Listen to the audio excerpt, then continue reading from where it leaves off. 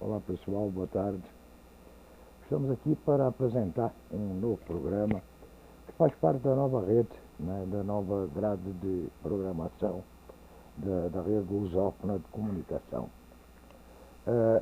Neste novo programa, que foi escolhido, né, dentro de uma consulta que foi feita aqui e na África, Angola e Moçambique, que trouxe para nós um problema, né? Muito embora eu resolvi trazer o problema Brasil, né, para cá, no entanto vou trazer outros problemas também, como o problema de Angola, Moçambique, Guiné, especialmente a Guiné-Bissau, que a Guiné-Bissau tem sido costumada em golpes, né? Mas vamos falar então do Brasil. E neste programa eu resolvi trazer então uma série de palestras, de golpes, né, que o Brasil sofreu ao longo do tempo. Isso a fim de avivar o cuidado, né, que nós devemos ter com o nosso voto. O voto não se vende, não se troca por favores, pois o prejuízo de uma má votação pode trazer enormes prejuízos para uma nação e para seu povo. Vejamos o problema que este novo governo, este governo Lula, 2024, está tendo com o Congresso que foi eleito. E eu chamo a atenção disso aqui porque eu constatei ao vivo, né, o problema que é realmente o voto, né? Como é que é feito o corpo a corpo dos candidatos. Eu fiz há uns anos atrás, não muitos anos atrás, talvez uns 4, 5 anos, não me lembro bem, uma campanha para um amigo meu, aqui de São José dos Campos. E, a certa altura, ele me pediu: Filipe, vai comigo, eu preciso de fazer um corpo a corpo com o pessoal na feira semanal lá do bairro, você vai comigo? Eu falei: lógico, eu vou. Então eu fui com ele, acompanhei ele e fiquei estupefacto. O que tinha de gente falando da seguinte forma, na cara dura, na cara do candidato: você pagar, tenho 3 contas de água atrasadas, você paga para mim, eu te garanto o voto. O outro era: estou com o aluguel atrasado, você paga para mim, eu garanto o teu voto. E por aí vai, não é?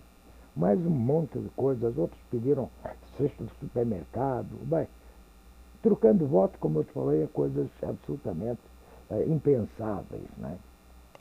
Então eu apresentarei aqui uma sequência de livros sobre a cultura golpista brasileira e sempre chamando a atenção para o valor, né, do voto e votar em quem, a importância. Porque o Brasil, ao longo da sua história, ele sempre foi uma república atormentada por golpes. Em tempos em que houveram novos ataques à democracia, esta série de golpes examina a tradição, né, golpista no Brasil. Neste primeiro programa, as viradas de mesa no Império e a proclamação da República, iremos ver que o poder não mudou de classe, mas simplesmente mudou de mãos e cavalos e dizimou revoltas. Muito se escreve e falou no Brasil de hoje, sobre as perspectivas do ex-presidente Bolsonaro ter ensaiado um golpe de Estado antes, durante e depois das eleições de outubro, diante da perspectiva de derrota frente à Lula. As especulações vão desde os que viram nisso não mais do que uma fanfarronice, né, até os que sonharam com a tentativa bem-sucedida, passando pelos que tinham a certeza de que o usurpador ele tentaria o golpe, mas não teriam por garantido o seu sucesso.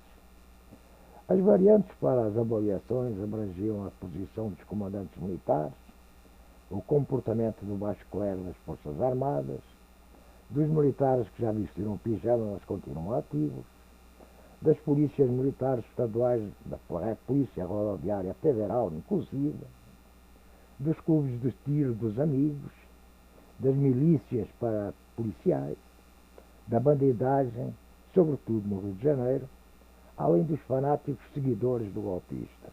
Então, o evidente antilulismo da mídia mainstream, contava com isso como um elemento a favor do sucesso do golpe.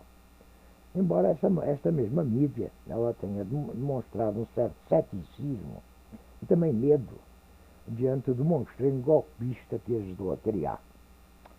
Então eu penso que uma vista de olhos sobre a nossa tradição golpista, seus muitos sucessos e poucos fracassos, diga-se de passagem, possa nos ajudar, caro amigo, caro ouvinte, a definir linhas de comportamento diante desta ameaça, né?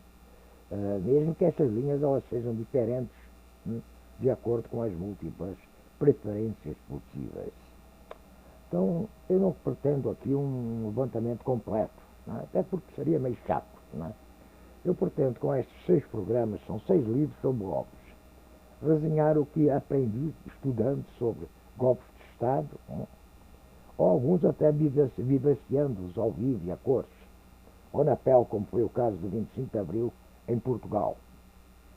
Então é preciso frisar aqui, antes de iniciarmos a trajetória sobre golpes, que a impunidade os perpetua e que o desenvolvimento e o bem-estar social só se concretizarão com uma revolução ou com leis duras e uma justiça eficaz. Porque o tempo não está lá dentro a favor. Mas então vamos lá.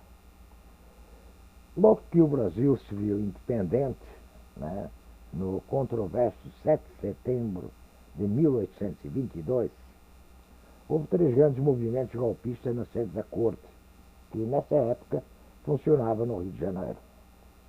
Eu lembro ainda que se pode discutir se o lance de Dom Pedro I foi um golpe ou não. Mas foi com certeza um golpe de mão, que manteve o império que ali se criava como uma espécie de condomínio dos de Bragança. Então, em carta dirigida a seu pai no dia 22 de setembro de 1822, Dom Pedro declara ao progenitor, né, que não vai mais implementar os decretos das, e abro aspas aqui, facciosas, horrorosas, maquiavélicas, desorganizadoras, hediondas e puxilentas cortes, fecho aspas, de Portugal. Costumava-se então aqui, digamos assim, o golpe da independência. E daí sucederam-se, em meio à enorme confusão na política instaurada no país, aquela sucessão maior de 3 golpes de Estado. O primeiro foi em 1823 e foi clássico. Dom Pedro mandou seu aparato militar cercar, tomar e fechar o prédio da Assembleia Constituinte e baixou a Constituição por decreto no ano seguinte. A Assembleia, completamente rachada, se não eu diria até fragmentada, não teve como opor resistência a Pedro I. Pôde, com uma consulta ao Conselho de Estado e depois uma penada, outorgar então a primeira Constituição ao país, ao Brasil. Depois de 1831, quando o imperador renunciou, seguiu-se o conturbado período regencial, com revoltas regionais de norte a sul, interrompido pelo chamado golpe da maioridade. Em junho e julho de 1840, o Parlamento derrubou um dos quesitos da Constituição de 24 e proclamou a maioridade de Dom Pedro II aos 13 anos.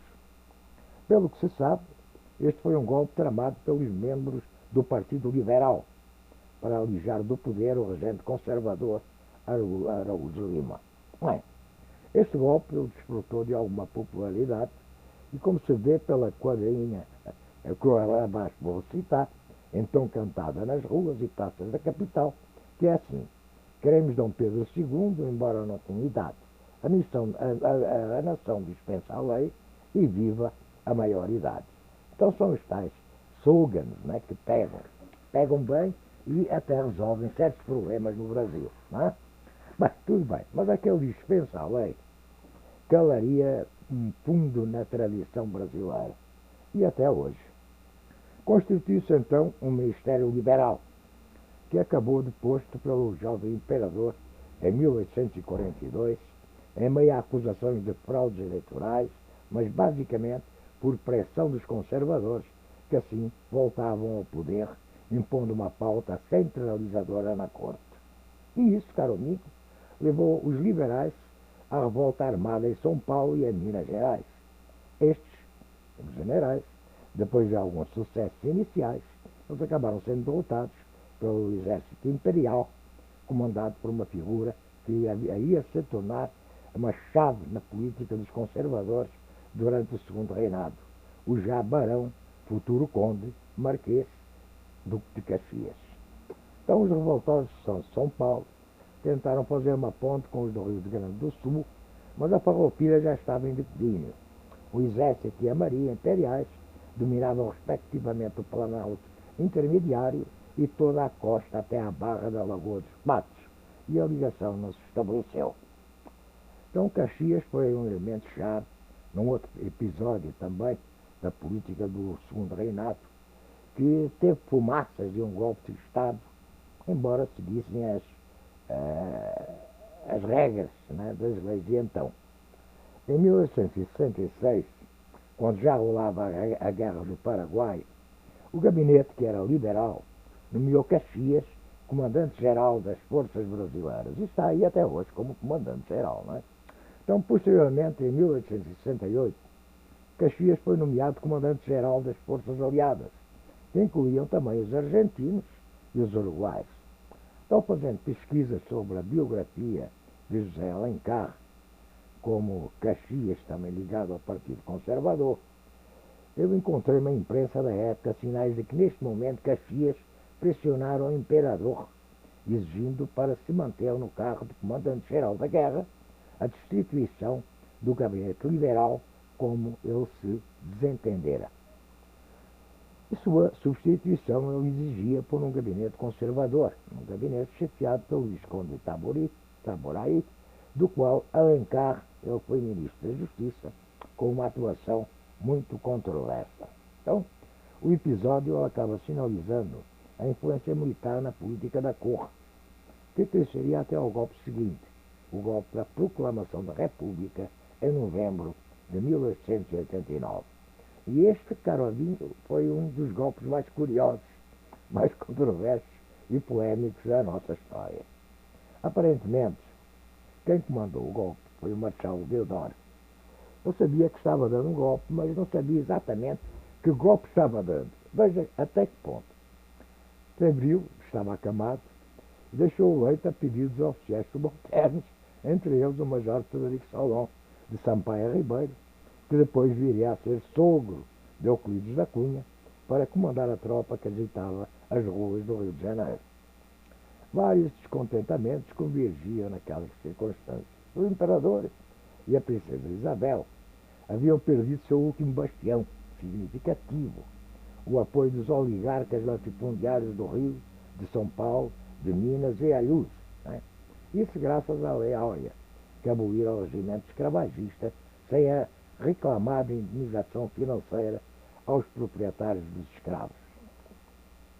A princesa, católica ferrenha, daquelas velhinhas de rezar o Ave Maria na beira do altar, considerava esta indenização algo indecoroso. Veja bem. Então, os militares estavam descontentes e não se sentiam prestigiados. A dívida pública ia às alturas, né? E havia até confrontos sérios lá no Parlamento. O Visconde de Ouro Preto, na época primeiro-ministro e liberal, apresentara projetos de reformas políticas que descentralizavam o poder e estabeleciam que os senadores não seriam mais vitalícios. Entre outras medidas, também desagradaram profundamente à classe política conservadora. Instados pelos oficiais subalternos republicanos, Deodoro discordou em assumir o comando da tropa mobilizada. Tropa essa reunida no Campo de Santana, a futura Praça da República. E Deodoro, que aquela agitação, disse que se destinava a depor o governo liberal de Ouro Preto. Mas os acontecimentos se precipitaram e a pressão republicana se avolumou. Então, a versão hoje corrente na história, do que nos contam, diz que Deodoro concordou em assinar o decreto que depunha o seu amigo, o imperador, ao tomar conhecimento de que este nomearia para substituir Ouro Preto o seu desafeto inimigo político, e disse que até rival amoroso, o político gaúcho liberal Gaspar da Silveira Martins, conhecido como o Tribuno. Reza também uma tradição hoje em declínio para a proclamação da República, que ela passou por uma quartelada pacífica e incruenta que nada mudou na estrutura do poder político de então. Ficou famosa até a frase do jornalista do colega Aristides Lobo, publicada em artigo 18 de novembro, que eu abro aspas para citar. O povo assistiu àquilo bestializado, atônito, surpreso, sem conhecer o que significava. Muitos acreditaram seriamente estar vendo uma parada. Fecho aspas. Outra imagem nessa história, na história da fama e do romance, entre Esaú e Jacó de Machado de Assis, naqueles conturbados dias, apareceu um personagem, o Custódio, que ele hesita entre chamar sua cafeiteira, confeitaria do Império ou da República e, no final, se decide pelo nome menos comprometedor de confeitaria do governo. São imagens marcantes, mas cuidado, tá? São descontextualizadas daqueles dias de novembro de 1889, em que o imperador decidiu não resistir, bem como o comandante da guarda do passo, o Floriano Peixoto, que acabou não obedecendo às ordens de resistência que lhe foram dadas pelo próprio Ouro Preto, e que podem levar à compreensão equivocada de que tudo foram flores na proclamação da República. Então, com esta, e se o poder não mudou de classe, mudou de mãos e de patas de cavalo. Então, ela tem a sua contabilidade algumas das guerras civis mais sangrentas da história brasileira. Por exemplo, os federalistas no Rio Grande do Sul, uma contenda que aconteceu entre 1893 e 1895. As duas revoltas da Armada no Rio de Janeiro, a primeira em 1891, quando um novo golpe de Estado de Deodoro mandou fechar o Congresso, e em 1893 e 94, com alguns dos revoltosos exigindo ao sul do país. Também a Nossa Senhora do Desterro, hoje Florianópolis, a junção dos federalistas do Rio Grande do Sul e dos revoltosos da Armada acabou provocando uma das mais sangrentas repressões da nossa história, comandada pelo coronel Moreira César. E, finalmente, pode-se também ligar à efervescência neo-republicana o terrível episódio da Guerra dos Canudos, em 1897, onde Moreira César voltaria a aparecer, mas desta vez tragicamente. Ainda antes de tudo isso, o Floriano Peixoto prorrogou o próprio mandato na presidência. Assumir essa presidência que foi assumida depois da renúncia de Deodoro em 1891, devido à primeira revolta da Armada, quando a Constituição mandava que houvesse novas eleições e governou com a ajuda do Estado de Sítio. Assinala-se também que as revoltas da Armada, na agora capital federal, assinalaram a primeira intervenção direta, embora discreta, dos Estados Unidos na política brasileira, em apoio a Floriano Peixoto. Então essa intromissão, né, dos Yankees na nossa política não é de agora, já é antiga. E assim, ainda tendo nos ouvidos o trote dos cavalos, o zunido das balas, o troar dos canhões nas narinas, aquela mistura de cheiro de ácaro de pólvora com odor de sangue, adentramos então o promissor século XX, querendo construir a imagem de que o Brasil era um paraíso pacífico e ordeiro. Meus amigos, isso aí vai ficar para a próxima live.